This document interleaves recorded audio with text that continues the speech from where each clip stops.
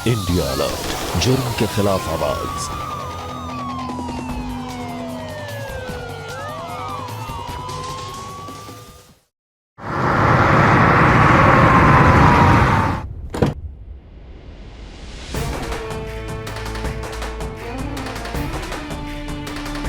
ये रहा आपका फोन। लेकिन भाई साहब, आपने तो फोन पे कहा था कि आप गांव से आते हैं मजदूरी करने के लिए, लेकिन फिर ये गाड़ी, कौन है आप?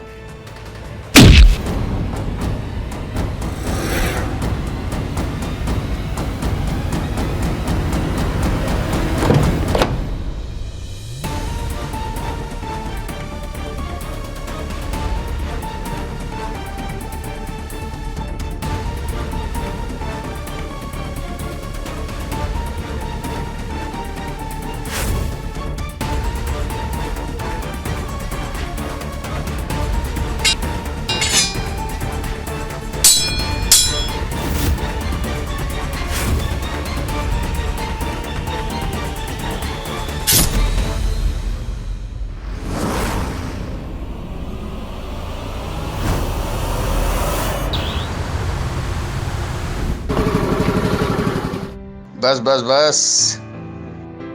उफ।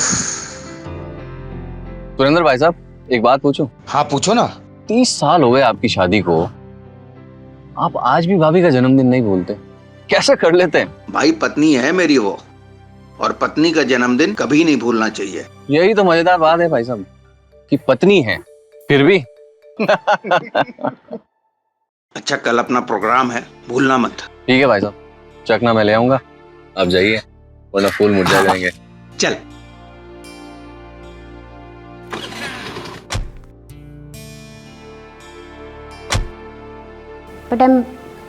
पर मैं खुश हूँ यार, अच्छे दिन थे ना। अच्छा सुनना, वो राजीव बात्रा याद है तुझे? हाँ हाँ, क्यों नहीं याद होगा मुझे। और वैसे भी जवानी में किससे गलती नहीं होती। तुझसे नहीं हुई थी क्या? हाँ हाँ, इतना गोरा चिट्टा, इतना हैंडसम लड़के को तुम भूलोगी भी कैसे? क्यों नहीं याद होगा। और वैसे भी यार, जवानी की बातें, वो पल बस निकल गए। अच्छा मुझे एक बात बता, पर हाँ सच सच बताना। हाँ पूछ, ऐसी कौन सी बात है जो तुझे नहीं पता? यही के शादी के बाद भी तेरा राजीव से अफेयर था ना, और तेरे बेटे शिवा के जन्म के बाद भी राजीव शादी करके अमेरिका तो चला गया, उसके बाद ही तुम दोनों का अफेयर खत्म हुआ। क्यों, है ना? वो जो कुछ भी था ना, खत्म हो गया। और तुझे पता है वो संगीता वक्त ही ऐसा था। मेरी सुरेंद्र से शादी हो गई, और शादी के बाद सुरेंद्र के पास मेरे लिए बिल्कुल भी वक्त नहीं था। फिर मैं राजीव से मिली उसी दौरान, और हम लोग मिलने लगे, अच्छे पल बिताने लगे। एक बार दोबारा से जिंदगी में वापस से वो खुशियां थी जो पहले थी। पर हम दोनों ये सब बातें कर क्यों रहे हैं? इतनी देर के बाद मिले हैं। अच्छा तू बता, तेरी बेटी कैसी है? खुश है अपनी लाइफ में या नहीं? मेरी लाइफ तो भी एकदम बढ़िया है, मेरी बेटी भी अच्छी है, मेरा परिवार भी अच्छा है।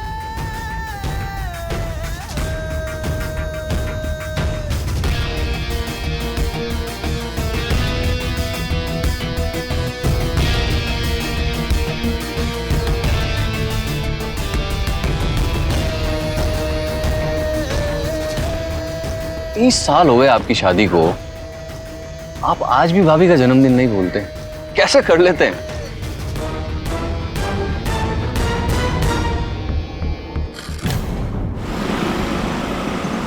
यार जय भाई, यार दे दूंगा ना पैसे यार, प्लीज आकर माल दे दो यार। दीपक भाई पहले ही बहुत उधारी हो गई है, और साथ में ब्याज भी चल रहा है, और वापस देते टाइम मुझे कोई नाटक नहीं चाहिए। भाई मैं कौन सा कहीं भागा जा रहा हूँ? दीपक भाई आज तो नहीं हो पाएगा। भाई प्लीज एक बार। नहीं मान रहा हूँ। हाँ? 2 ही शॉट बचे हैं यार। तो पहले से मंगवा के रखना चाहिए था ना दीपक। गलती हो गई, भूल गया मैं। दो।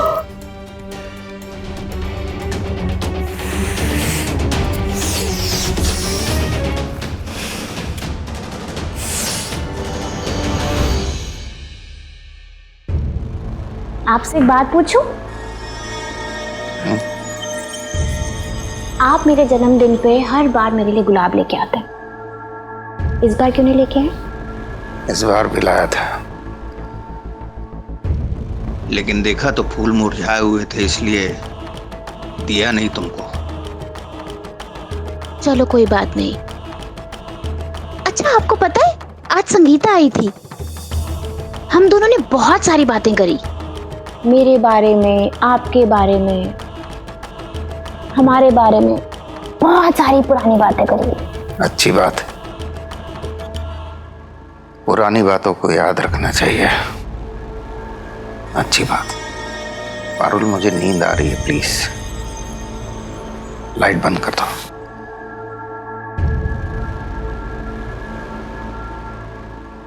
क्या हुआ आपको? आपकी तबीयत तो ठीक है? हाँ ठीक है,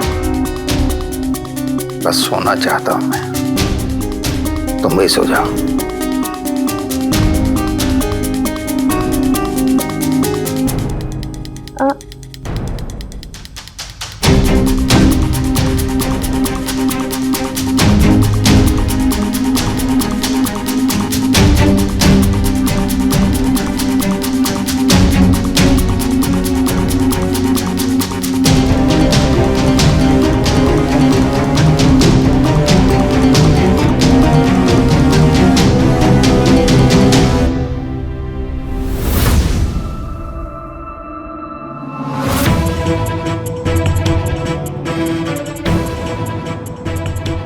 स्टोर रूम में ढूंढता हूं, यहां कुछ ना कुछ तो जरूर मिलेगा।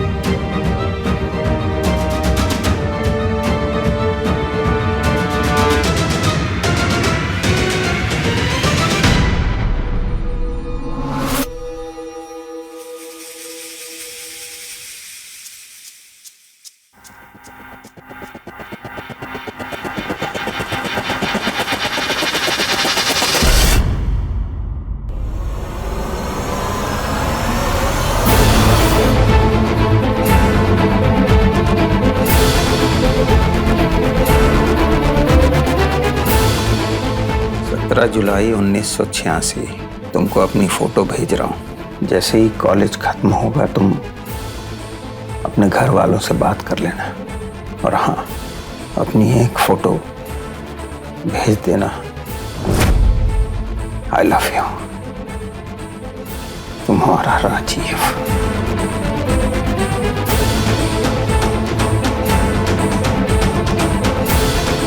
My love Parul.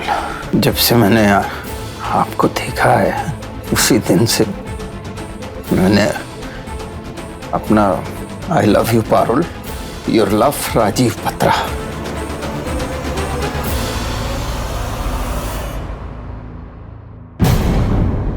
भाई साहब बड़े खुशनसीब हैं आप, दो बेटे हैं आपके, लेकिन एक की भी शक्ल आप पर नहीं गई है, दोनों की शक्ल भाभी जी पे गई है।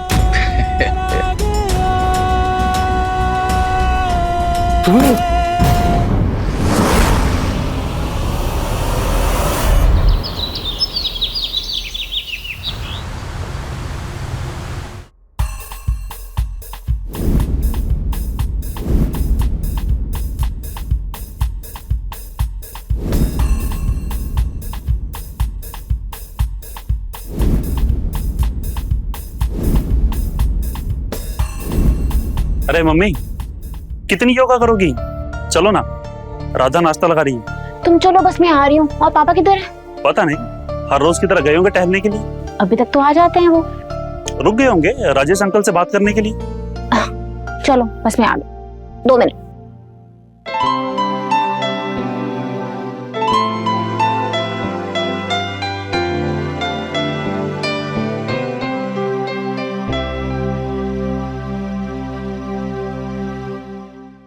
अच्छा सुनो, आज ना पापा से बात कर लेना, इनके पास तो पैसे होंगे ही, और वैसे भी तुम्हें नहीं देंगे तो और किसे देंगे? यार राधा तुम चुप रहो, सही समय आने पर मैं देख लूंगा कि पैसे कैसे मांगे। मॉर्निंग भाभी। Good morning. मॉर्निंग भाई। मॉर्निंग। आइए माँ। शिवा, तुमने जो बुक्स ऑर्डर करी थी आ गई? माँ बुक्स तो आ गई, लेकिन यूपीएससी ना कोचिंग क्लासेस के बिना क्लियर नहीं होता। हाँ, दिल्ली रहना पड़ेगा। आप प्लीज पापा से बात करके देखो ना, सिर्फ 2 ही लाख लगेंगे। कोई बात नहीं, आते ना पापा तो मैं उनसे बात करती हूँ। Thank you. अरे अभी अभी तो ग्रेजुएशन कंप्लीट हुआ है तुम्हारा, एमएससी कर लो ना, उसके बाद कलेक्टर के लिए ट्राई करना। और ऐसे भी इतनी कम उम्र में नहीं होता है सिलेक्शन। भाभी ऐसे कैसे होता है, मेरा लक्ष्य क्लियर है तो मैं वहां मेहनत करूंगा ना।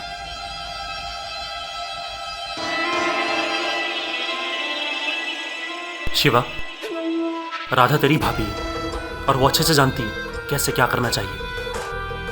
अगर उसकी बात सुनेगा तो तेरा ही फायदा होगा। हाँ तो मान रहा हूं ना भाई, मना कहाँ किए, लेकिन करूंगा वही जो करना चाहता हूँ।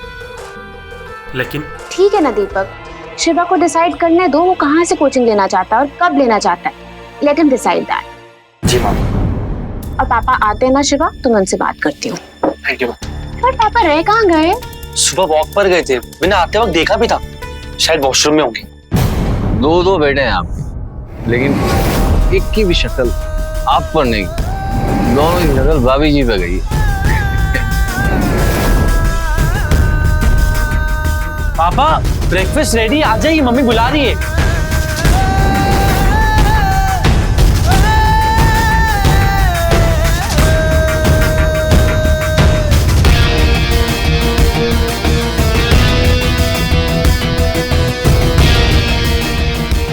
अरे आप आ गए, हम कब से आपका इंतजार कर रहे थे टेबल पे। यही तो था। हाँ, पर आप मुझसे आज पहले उठ गए थे क्या? हाँ। लेकिन नाश्ता करो।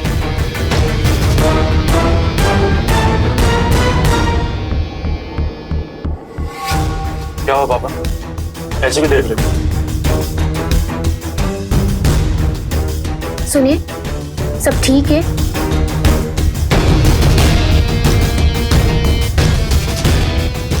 और ये क्या, ये काला रंग?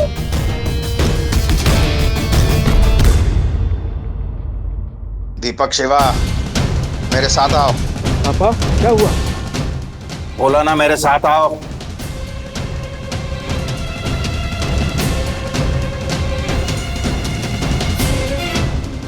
शिवा! अरे हुआ क्या है? दीपक बैठ यहाँ।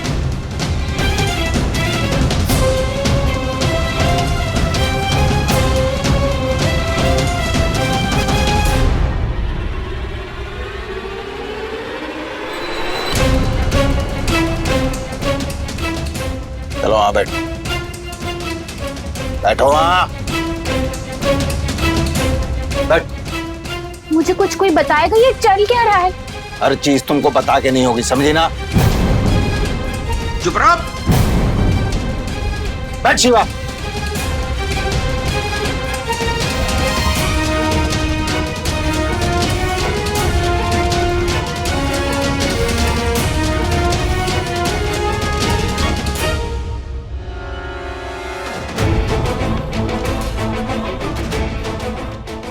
तू भी मुझ पे नहीं किया। कमाल की बात है ना, मेरे 2 बेटे हैं लेकिन दोनों में से किसी की शक्ल मुझसे नहीं मिलती, सिर्फ अपनी माँ से मिलती है। ओहो, अब आप इस बात पे नाराज हैं हम सबसे? हाँ, कुछ भी। आइए चलिए नाश्ता करिए।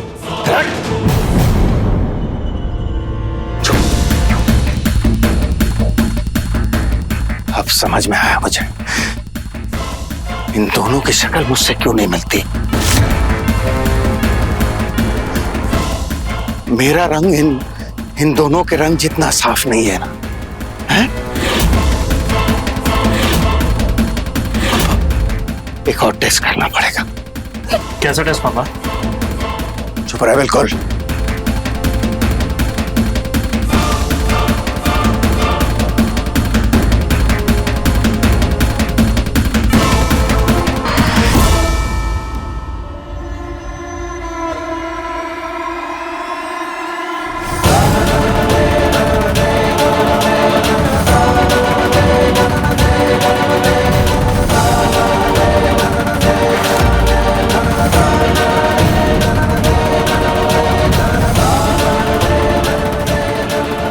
ये क्या कर दिया पापा आपने? हम दोनों का मुंह काला कर दिया।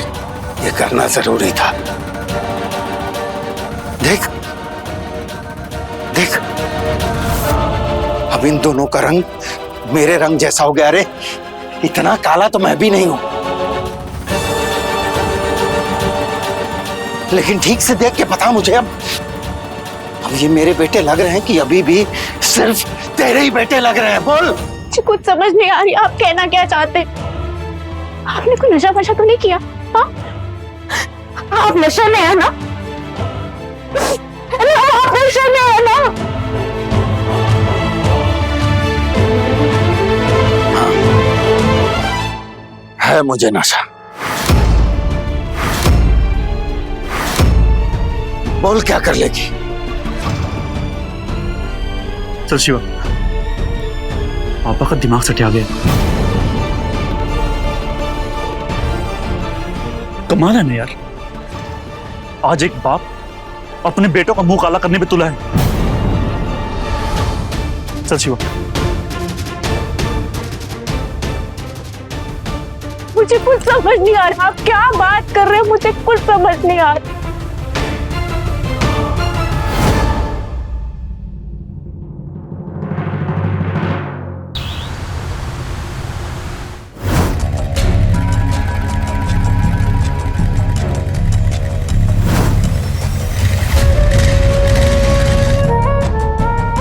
जय भाई, कैसे हो?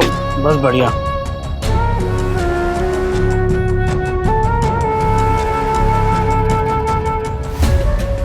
ये लो ब्रो, 2 और। अब 5 लाख हो गए ब्याज लगा के। कब दे रहे हो पैसा? भाई जल्दी दे दूंगा, अभी बस थोड़ा सा इंतजाम करना है। करना नहीं, करना ही पड़ेगा। आगे मुझे भी पैसा देना होता, इस हफ्ते सारा पेमेंट हो जाना चाहिए, वरना हालत से हाथ डाल के पैसा निकाल लूंगा, समझा? अच्छा भाई, कहा ना दे दूंगा पैसा, डरा क्यों रहे हो? मुझे थोड़ा सा इंतजाम करना पड़ेगा। चलो मैं चलता हूँ, ठीक है? चलो।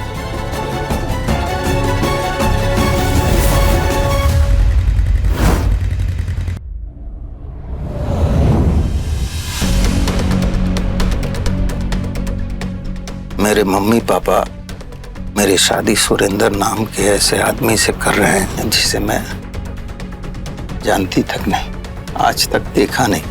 मुझे तो नहीं लगता कि उस इंसान को कभी प्यार भी कर पाऊंगी या नहीं। मैंने तो तुमसे प्यार किया राजीव, और मरते दम तक करती रहूंगी। मेरा प्यार तुम्हारे लिए पवित्र है और हमेशा रहेगा।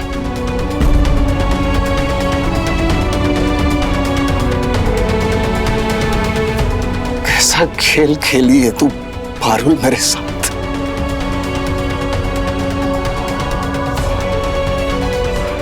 मैं पूरी जिंदगी तुझे प्रेम करता रहा, तेरे बेटों को अपने बच्चे समझ के पालता रहा।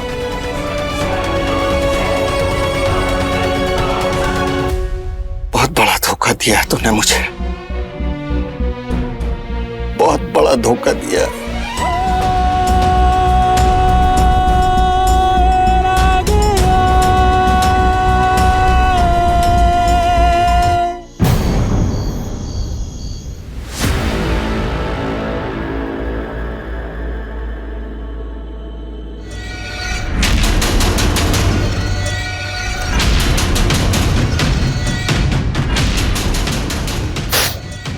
यार राधा, यार ये नशा करते करते पता ही नहीं चला कि कब 5 लाख उधार हो गया, और अगले हफ्ते देना फोन आया था उसका। लेकिन यार 30,000 की सैलरी में कैसे चुका पाएंगे?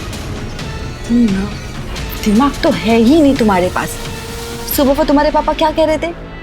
अरे जब कालिक पोत रहे थे तुम्हारे मुंह पर, तो जरूरत क्या थी तुम्हें यहाँ बड़े बड़े डायलॉग मारने की वहां पे? तो क्या करता? पापा का दिमाग खराब हो गया। पहली बार देखा तूने ऐसी अजीब हरकत करते हुए। करने दो ना, दुधारू गाय की 4 लाते भली, तुम्हें क्या फर्क पड़ रहा है? तुम बस पैसे निकलवाओ, पैसे, समझे? मैं सोचता हूँ कुछ।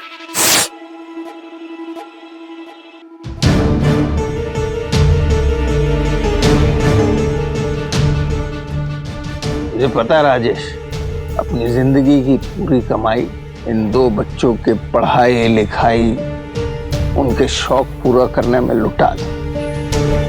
और तुझे पता है ये दोनों बच्चे मेरे है ही नहीं।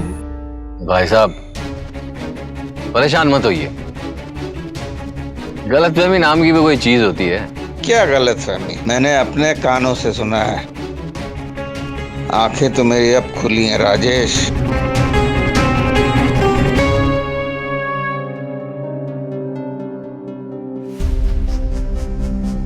पापा।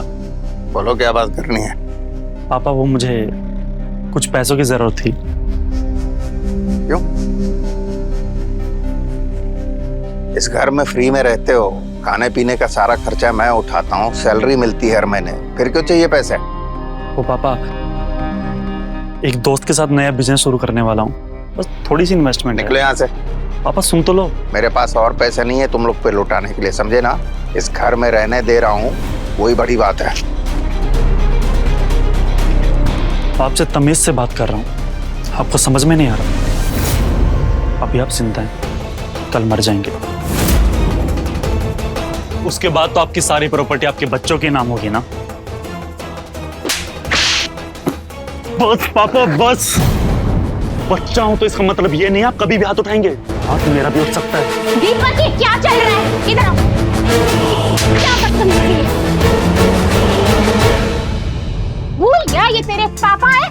ये संस्कार दिए थे तुझे मैंने? कौन बिहेव करता अपने पापा के साथ ऐसे? अभी के अभी यहाँ से जाओ। तुम्हें सुना नहीं? अभी यहाँ से जाओ मैंने बोला। और नजरें नीचे।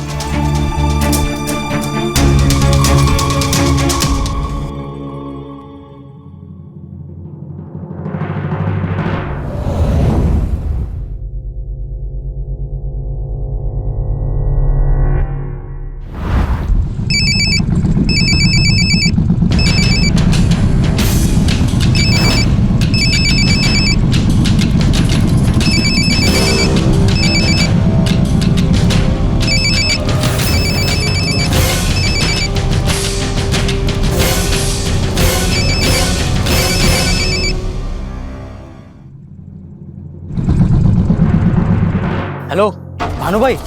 हाँ बोल जाए। अरे वो जो अपना दीपक नाम का कस्टमर था ना, उसने फोन उठाना बंद कर दिया और 5 लाख रुपए बाकी भी है और हमसे माल लेना भी बंद कर दिया उसने। क्या करना है उसका? उसका घर जा और पैसा ना दे तो उसको ठोक दे, बस। ठीक है, जो कम भाई। देख राजेश, ये है दीपक और शिवा का बाप, शक्ल मिलती है। भाई साहब एक बार फिर सोच लो, फंस जाओगे। बुढ़ापा जेल में कटेगा। अब जो होगा सो होगा, जो करने को सोचा है वो करना पड़ेगा।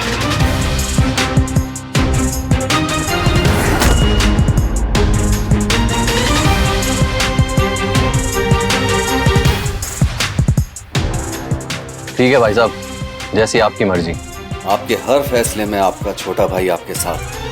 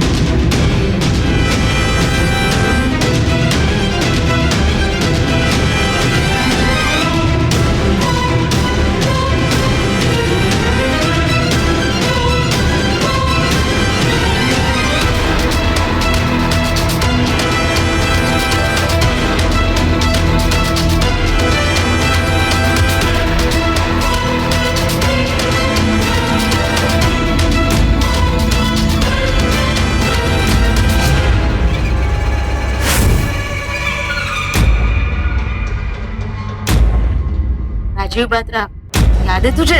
जवानी में किससे गलती नहीं होती। यही के शादी के बाद भी तेरा राजीव से अफेयर था ना?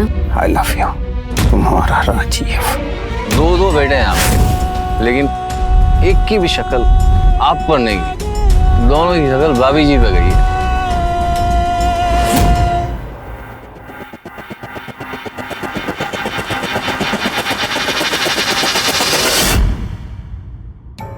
वर्तमान में जो समय चल रहा है उसे हम जी रहे हैं। आने वाले भविष्य को हम नहीं जानते।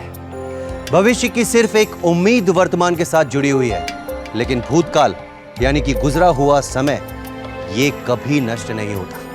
ये वर्तमान के साथ चलता रहता है और हमारे वर्तमान को प्रभावित करता रहता है। नमस्कार, मैं हूं अमित पचौरी और आप देख रहे हैं क्राइम अलर्ट। सुरेंद्र और पारुल के 30 साल के खुशहाल रिश्ते को पारुल के अतीत के एक पन्ने ने झकझोर कर रख दिया। सुरेंद्र को यह विश्वास हो चला था कि उसके दोनों बेटे उसके नहीं बल्कि किसी और के हैं।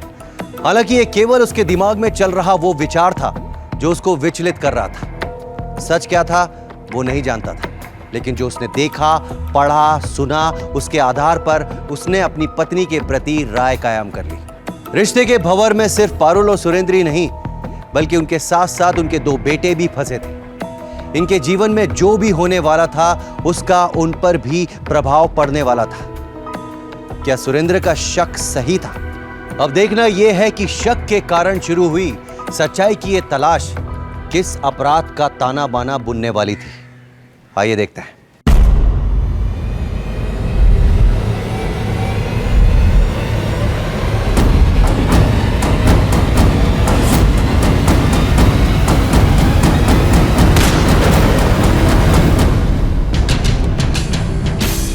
कैसी आवाज थी? शायद गोली की आवाज थी। पापा, लगता घर में कोई घुसा है। भाई के कमरे से गोली की आवाज आई, प्लीज जल्दी चलिए। चल। फोन उठाना छोड़ दिया, हमसे माल लेना छोड़ दिया। तुझे क्या लगा हमारा पैसा लेके भाग जाएगा? चल निकाल पैसा, निकालना।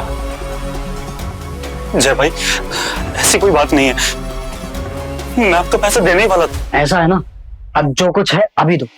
भाभी जी, अभी गहने उतारो। ये चेन उतारो, ये इयरिंग उतारो। अरे उतारो।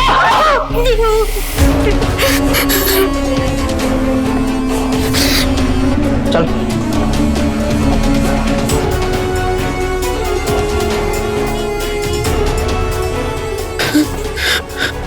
और तू घर में जितना भी कैश है सब निकाल के ला। प्लीज बस। और अब 5 का 6 लाख वसूलेंगे तुझसे, और तू क्या, तेरा बाप भी देगा। किसका बाप देगा बे? हाँ? ए शिवा, गन छीन इससे। अंकल नहीं, अरे अंकल मेरी बात तो सुनो अंकल। मेरे घर में मैं लूटने लौटा उसकी चेन लौटा। और क्या लिया था? सब लौटा। अरे नहीं अंकल, मेरी बात तो सुनो अंकल, मेरी बात तो सुनो। मैं लूटने नहीं आया था, अपना पैसा लेने आया था। ये जो आपका लौंडा है ना, 5 लाख की ड्रग्स लेके गया था मुझसे और अभी तक मेरा पैसा वापस नहीं दिया है। तो क्या बोल रहा है? मैं आपको बाद में सब कुछ सच बता दूंगा पापा। और अंकल, अबे गन हाथ में लेके बहुत ज्यादा अकड़ दिखा रहे हो ना। अगर कल तक पैसा मेरे पास नहीं आया तो तैयार हो जाना अपने लौंडे की लाश उठाने के लिए। अभी जा रहा हूँ, फिर आऊंगा।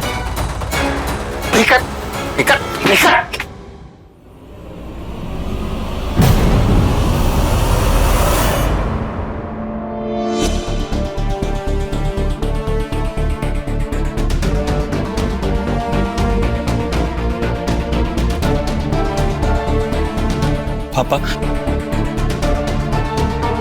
2 साल से मुझे नशा करने की लत लग गई थी, तो मेरी सैलरी इतनी भी नहीं थी कि मैं इतना महंगा नशा खरीद सकूं।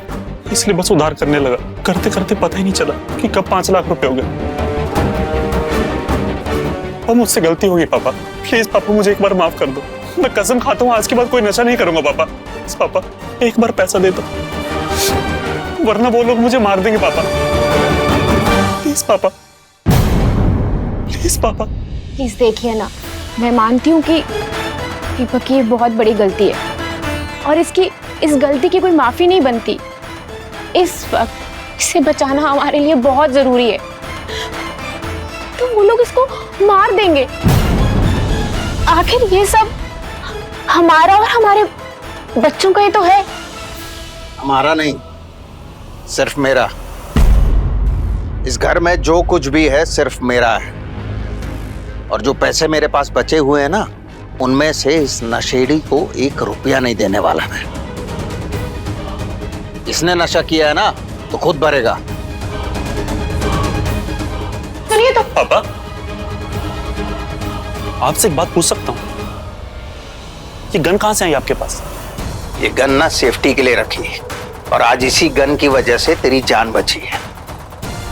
सवाल पूछ रहा है। अरे भाई साहब, मैंने तो पहले ही बोला था कि आपसे हत्या नहीं हो पाएगी। अरे शरीफ आदमी है आप। लेकिन उसने मुझे धोखा दिया है, सजा तो देनी ही पड़ेगी राजेश। मतलब भाई साहब?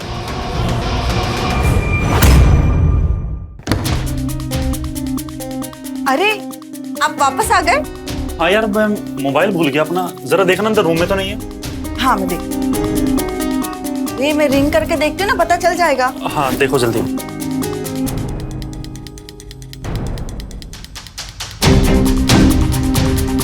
हेलो हेलो, आप कौन? जी ये तो मेरे पति का मोबाइल है, आपके पास कैसे? हेलो भाई साहब, ये मेरा फोन है।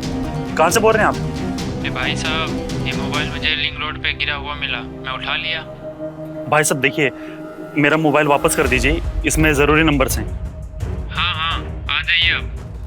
आप एक काम कीजिए, लिंक रोड वाले रास्ता पकड़ के सीधा अंदर आ जाइए और अपना मोबाइल लेके जाइए। लेकिन एक बात याद रखिएगा, 2000 रुपया लगेगा इसका। ठीक है भाई साहब, मैं दे दूंगा। मैं आ रहा हूँ वहाँ पर, अभी इसी नंबर से फ़ोन करूँगा, ठीक है? ओके भाई। क्या हुआ? वो मेरा फ़ोन रोड पे गिर गया था, तो जिसने उठाया है वो पैसे मांग रहा है, लेकिन वो फ़ोन दे देगा। ठीक है, मैं जाता हूँ। ओके बहू, ये कहाँ भागा जा रहा है? अरे पापा, उनका मोबाइल कहीं खो गया तो किसी का कॉल है, बस वही लेने जा रहे हैं। अच्छा, और शिवा कहाँ है? शिवा वो तो दिल्ली गया है ना आज पढ़ाई के सिलसिले में। ठीक है। हेलो भाई साहब, आपने जहाँ बुलाया था मैं आ गया हूँ। अच्छा ठीक है भाई साहब, ठीक है।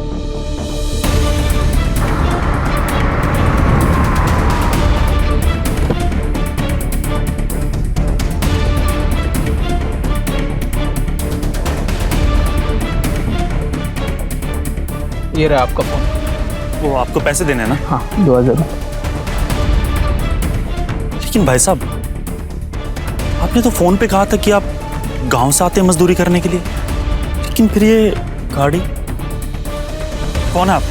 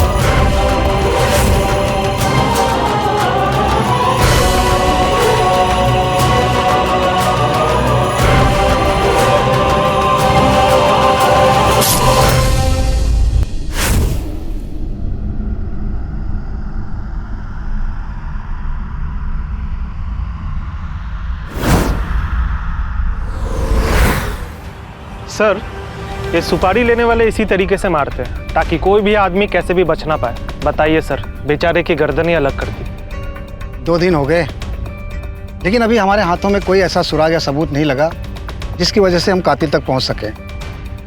केस की फाइल देना। जी सर।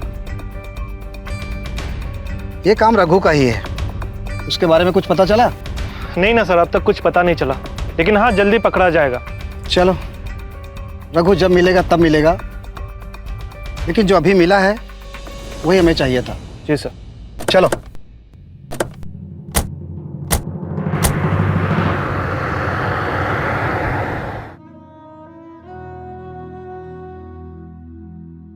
पारुल, पारुल देखो, 2 दिन से तुमने कुछ खाया नहीं है, प्लीज खा लो।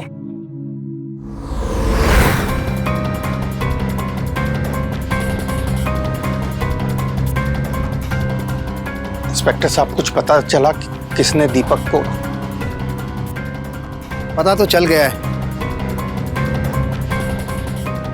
काफी कुछ पता चल गया है। दीपक का मर्डर उसी लड़के ने किया ना जिससे दीपक नशा खरीदता था? सुरेंद्र जी, रघु ने मुझे सब कुछ बता दिया है। सर, कोई कुछ भी बोल देगा तो आप मान लेंगे क्या? मैं बहुत इज्जतदार आदमी हूँ सर। मैंने तो किसी का नाम भी नहीं लिया सुरेंद्र जी। मतलब आप रघु को जानते हैं? नहीं, मैं किसी रघु को नहीं जानता। देखिए, आपके फोन रिकॉर्ड से हमें सब पता चल चुका है कि आप एक सुपारी किलर से बात कर रहे थे। रघु जेल से भागने के बाद हर बार अपना नंबर चेंज कर देता है, लेकिन आप जिस नंबर पर बात कर रहे थे वो नंबर पुलिस को मिल चुका था रघु का। ये क्या हो रहा है? बोलिए, ये सब क्या हो रहा है? कौन है ये रघु? मुझे नहीं पता। बोलिए सुरेंद्र जी। चलिए, कोई बात नहीं, आप मत बोलिए। आपका अरेस्ट वारंट और घर की तलाशी का वारंट मैं दोनों लेकर आया हूँ। पहले आपके घर की तलाशी होगी, उसके बाद आपको हमारे साथ थाने चलना होगा। नहीं सर, एक मिनट आता हूं मैं।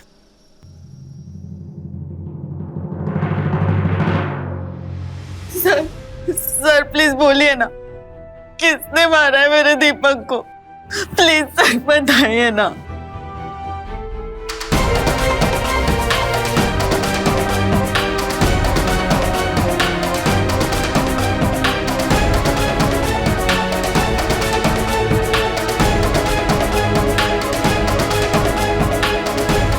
सर, आज तक जिन बच्चों को मैं पाल रहा था ना, वो दरअसल वो मेरे हैं ही नहीं। कहना क्या चाह रहे हैं आप? सर, मेरी पत्नी का किसी और से अफेयर था।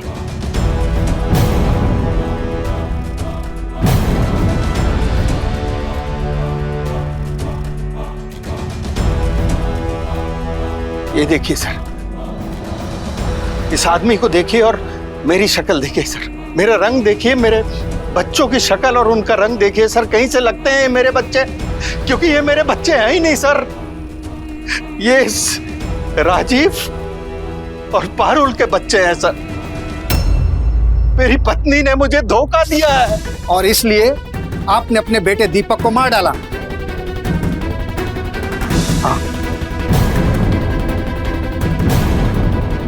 मारना तो मैं पारुल को चाहता था सर, लेकिन गन भी लेके आया था सर, लेकिन मार नहीं पाया। फिर मुझे ध्यान आया कि मैंने ये जो घर, ये दौलत बनाई है, मेरे मरने के बाद तो ये दोनों लड़के लेके चले जाएंगे जो मेरे हैं ही नहीं। इसीलिए सर।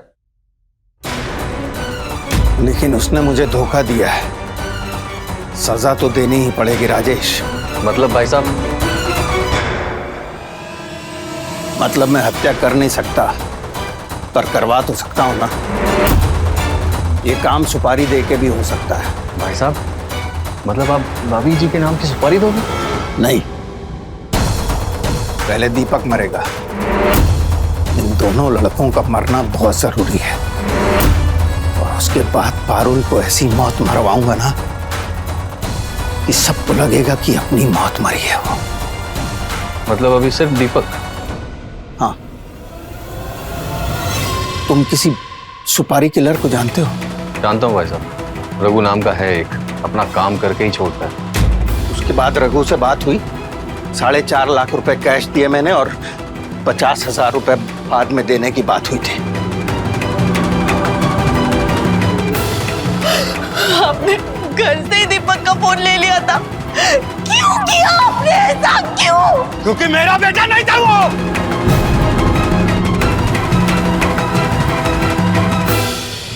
उसके बाद मैं शिवा और पारुल को भी मारना चाहता था।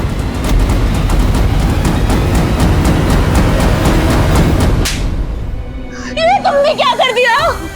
तुमको मुझ पे शक था तो मेरी जान ले लेते, मुझे जान से मरवा देते। मेरे बच्चे को क्यों मरवा दिया? अकेला मेरा बेटा नहीं था, वो तुम्हारा भी बेटा था और ये भी तुम्हारा बेटा है। तुम अपने बेटे के कातिल हो। नहीं पारुल, पारुल तुम बोलो, तुम झूठ बोल रही हो पारुल। ये सच है, ये सच है कि मैं राजीव से मिलती थी, लेकिन ना कभी उसने और ना कभी मैंने, हम दोनों ने कभी भी अपनी सीमाएं नहीं लांघी। बस तुम्हारे शक ने तुम्हें अपने ही बेटे का कातिल बना दिया।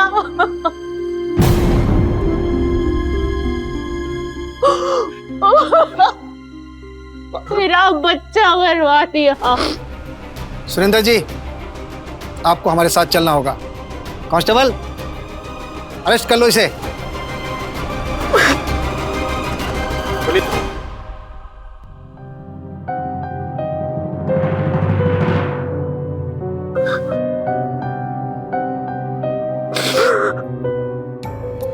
कभी बच्चे अपनी मां पर जाते हैं तो कभी पिता पर, कभी दोनों पर। और अगर कोई बच्चा अपने पिता या फिर मां की तरह नहीं दिखता है तो इसका अभिप्राय ये बिल्कुल नहीं है कि वो उनका बच्चा नहीं है। इसके पीछे बहुत से कारण हैं जो आपको कोई अच्छा डॉक्टर या जीव विज्ञान की जानकारी रखने वाला दे सकता है। जब किसी भी माँ या पिता का बच्चा इस दुनिया को छोड़कर चला जाता है तो जरा सोचिए कि क्या बीतती होगी उनके ऊपर। और यहां तो एक बाप ही अपने शक की वजह से अपने बेटे की हत्या करवा चुका है। जब तक सुरेंद्र को अपनी गलती का एहसास हुआ तब तक बहुत देर हो चुकी थी। अगर वो पहले ही अपनी पत्नी से खुलकर बात कर लेता तो शायद उसके परिवार की खुशहाल जिंदगी बर्बाद नहीं होती। पुलिस ने पैसे लेकर हत्या करने वाले हत्यारे और सुरेंद्र के भाई राजेश को भी गिरफ्तार कर लिया। वो भी इस अपराध में बराबर के भागीदार थे। अगर कभी भी किसी भी रिश्ते में कोई खटास आ जाए तो अपने जीवन साथी से खुलकर बात करें और समस्या को बातचीत के द्वारा सुलझाएं, क्योंकि अगर पति पत्नी में पारदर्शिता नहीं होगी, संकोच होगा, तो शादी के 30 साल बाद भी विभत्स घटनाएं हो सकती हैं। इसी के साथ मैं अमित पचौरी आज की इस कहानी से विदा लेता हूं। फिर मुलाकात होगी एक और वारदात के साथ। तब तक याद रखिएगा, क्राइम से अगर बचना चाहते हैं तो अलर्ट रहिए। क्राइम अलर्ट, जुर्म के खिलाफ आवाज।